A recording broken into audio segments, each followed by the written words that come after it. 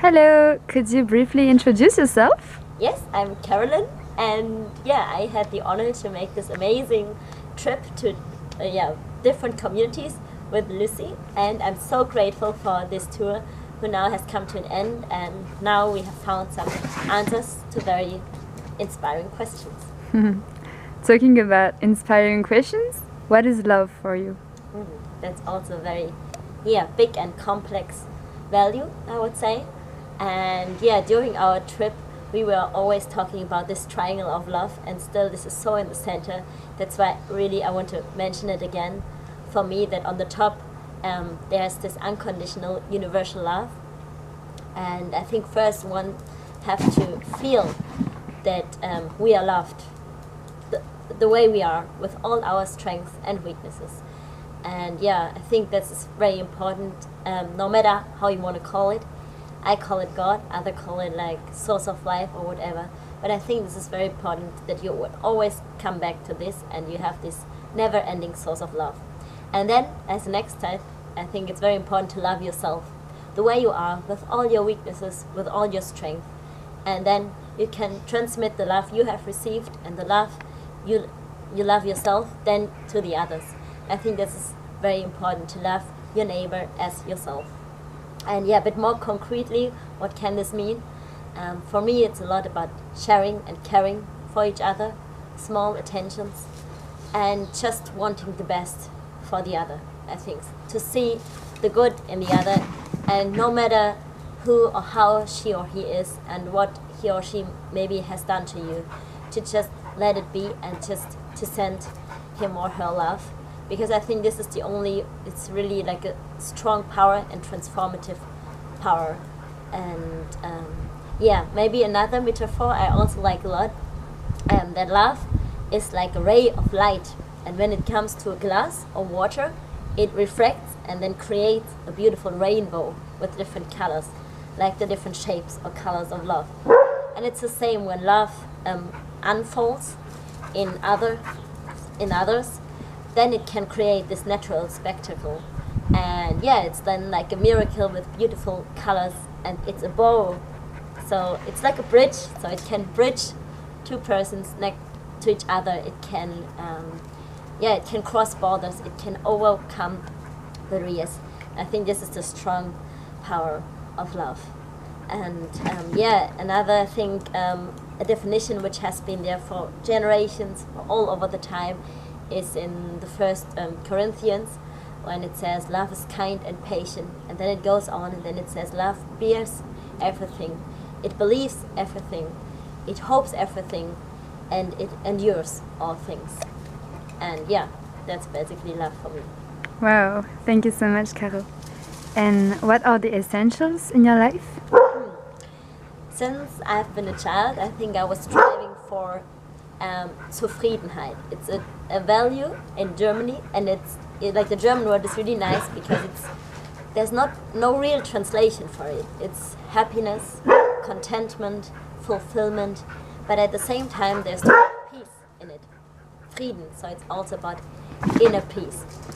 And yes, I think that's why I'm striving for this in my life.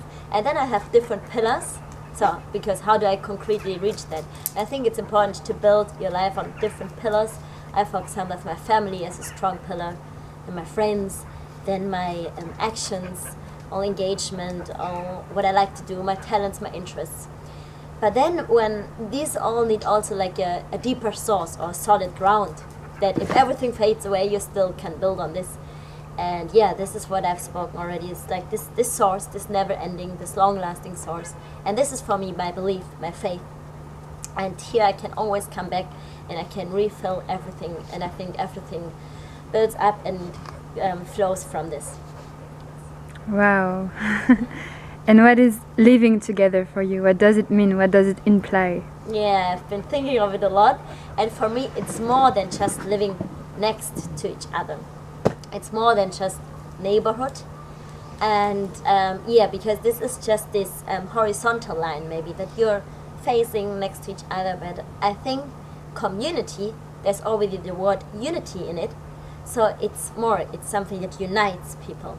And I think, also speaking in a picture, that when you stand next to each other holding hands and you're facing to something higher, to something which unites all of us. And I think this is very important, because like this is a strong bond, and to bring people together also in the long run. And so again, more concretely, what can this be? And there I really believe, because as we ourselves have material wishes, but also non-material spiritual longings and needs, and spiritual in a very wide sense, something more profound, meaningful, what gives meaning to your life, and addressing your inner wishes, relationships. And I think it's very important to share also this in a community. Not only share material things and organization and work and food, but also to leave the space for these spiritual longings, for an existential overarching spirituality. We are asking maybe the same questions about life, about ourselves. Who am I? Where do I come from? Where am I going?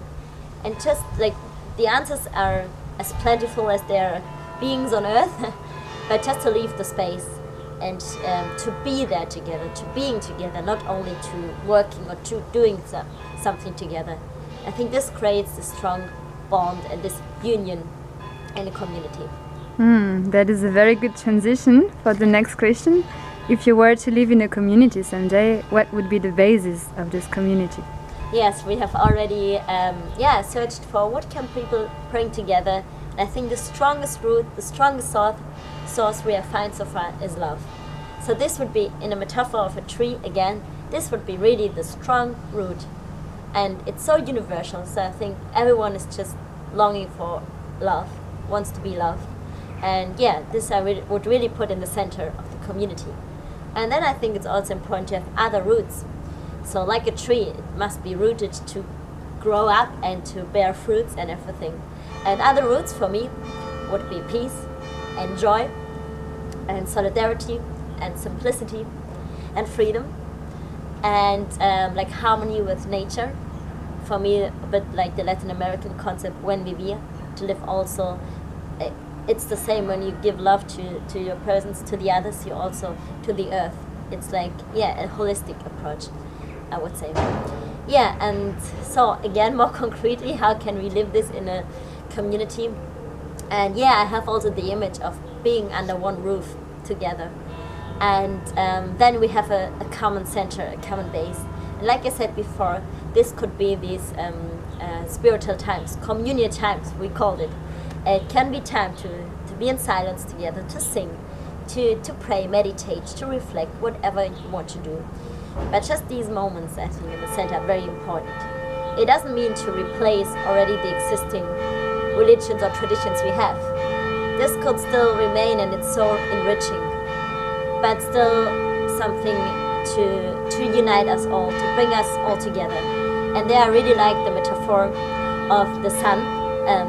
We have, we got the idea in Lo Piano from the Focolare movement, that in the middle it's like the sun, and universal love, source of life, God, however we want to call it, and we are on different rays to the sun.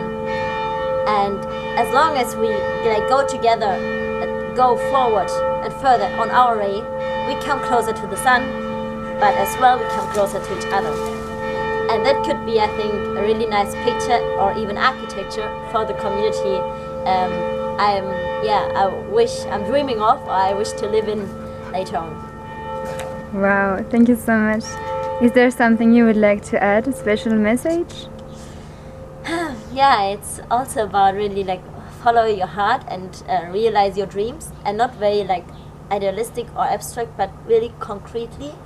And I think if you feel like a calling or a vocation or something where you feel there I'm completely fulfilled, there I can live to my potential and I can give and transmit everything, then just live it, go ahead for it. And don't think what others might think or what society might think of it. Just find your way and then go it. And I think we realize when it's our way, because it gives us this strong fulfillment when we can say, oh, now I can move mountains, now I can reach everything. And yeah, if you have found this, then just go and follow it. And it's always a way, so it's a process, and we go step by step. And the nicest thing is that we are not alone, never.